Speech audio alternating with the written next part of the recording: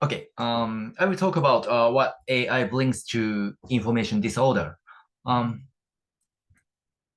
okay, about myself, that's Iran introduced me, but I started my career as news reporter for Japan's national newspaper, the Asahi Shimbun. And after that, I became a founding editor-in-chief of BuzzFeed Japan. And then I worked for Google News Law as a teaching fellow for 2 years. And now I'm founding editor-in-chief of Japan Fact Check Center. Yeah, let me quickly explain about JFC, Japan Fact Check Center. JFC is a fact check organization launched last October. I am editor-in-chief and three more editors and six interns. We publish more than 10 fact checks and short videos per month. Our contents distributed on Yahoo News, Twitter, Facebook, Instagram, YouTube, and TikTok. And we were certified as a signatory of International Fact-Checking Network, IFCN, in May of this year. About 130 signatories worldwide work in solidarity to verify, uh, especially international disinformation. For example, COVID-19 and the vaccines, the war in Ukraine. Recently, we are working with Taiwan Fact Check Center to verify information on treated water issues dispatched from Fukushima Daiichi nuclear power plant.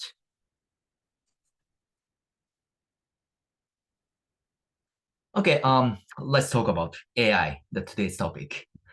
This is the best known case of AI-generated disinformation in Japan so far. Last year, when flooding occurred in Shizuoka, three images posted on Twitter and showed a drone shot of Shizuoka. The poster said, however, this was a lie.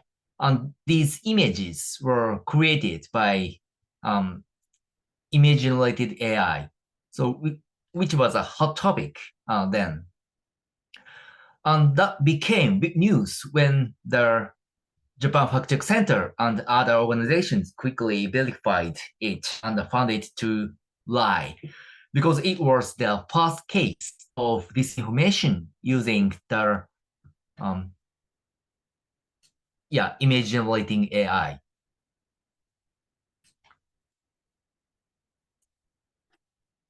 The verification process is simple. Just look at the details. The upper side, the topography does not match the shadows on the water. And the lower side, if you look closely, you can see the debris. But why are the buildings clumped and broken if the muddy water did not sweep them away? So it's just not natural. So you can understand this is not the natural, the authentic, the image. So this is another well-known case. This is not in Japan, obviously. The Pope wears a very fancy coat, but look at the number of fingers. It's four. So this is not authentic. So AI is not very good at detailing, not yet. Maybe, the AI is developing really quickly. So months later, it will be really good at detailing, but not now.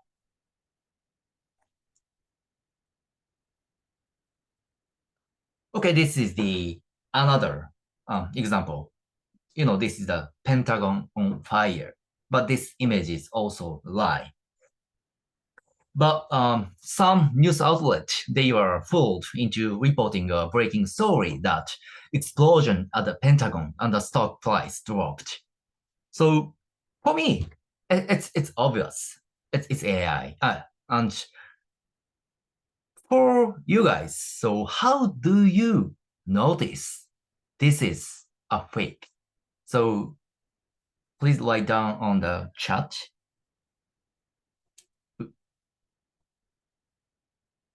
Mm.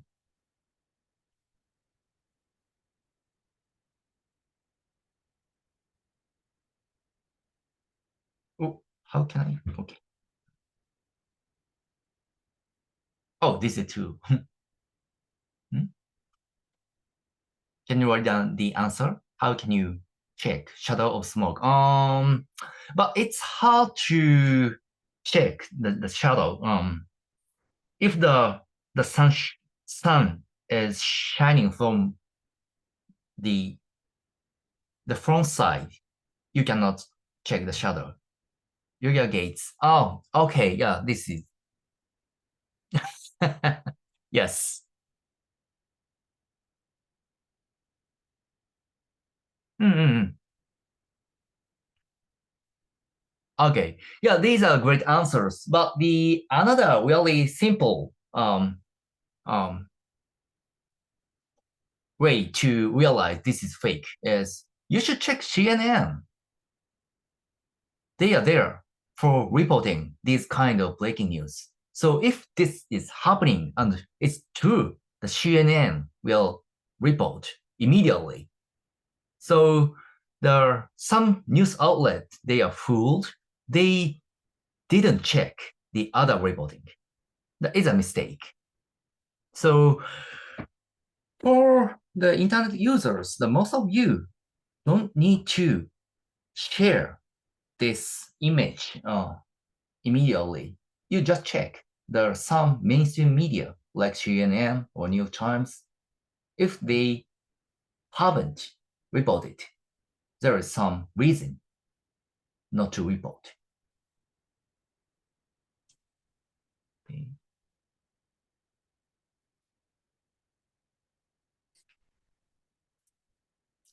Okay, so there is a lot of discussion about concerns such as the large amount of false information being created by AI or making it impossible for people to tell the difference. Yeah, so it's today's theme. But is AI the only things we should fear? I don't think so. Let's look at the case of treated water at Fukushima Daiichi. We find so much disinformation and verify it daily. So yeah, some classification of misinformation and disinformation related to Fukushima, untreated water or inadequately purified, or adverse effects in the long run, or already having adverse effects. These misinformation, disinformation, or misleading information are spreading um, all over the world. But many of these discourses are man-made, not AI.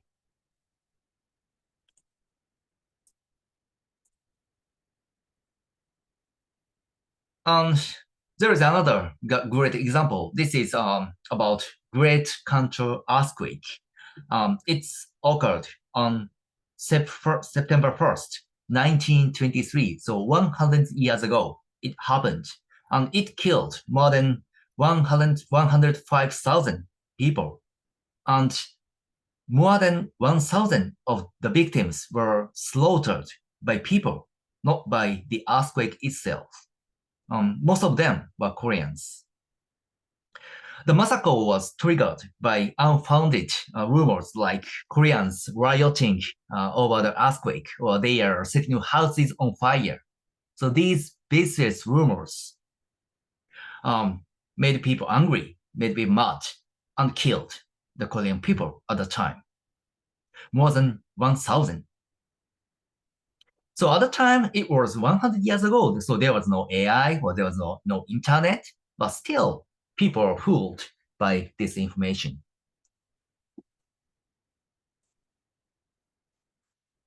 And this information is still spreading in Japan. So There are various studies, so let me show you one of the most shocking the data. So this is data from a book called Conspiracy Theories, written by a researcher named Masaki Hata.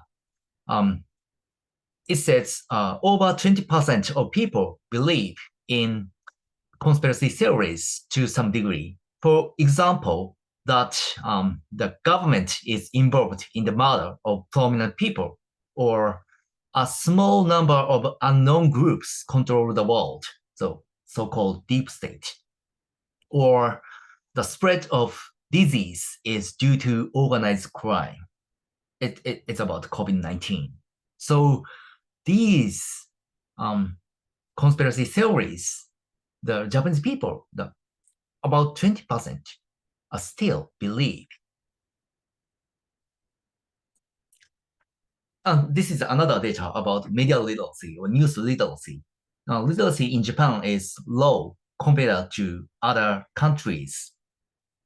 So fewer people than in other countries know the basics of literacy, like that social networking sites are more likely to display information that is similar to users' idea.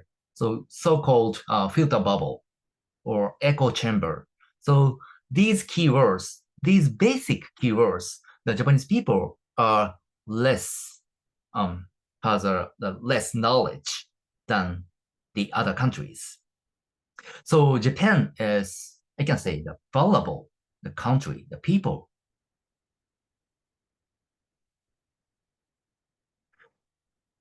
So we need to know that we are not only dealing with AI-generated misinformation, but we are failing with inadequate countermeasures against all kinds of disinformation.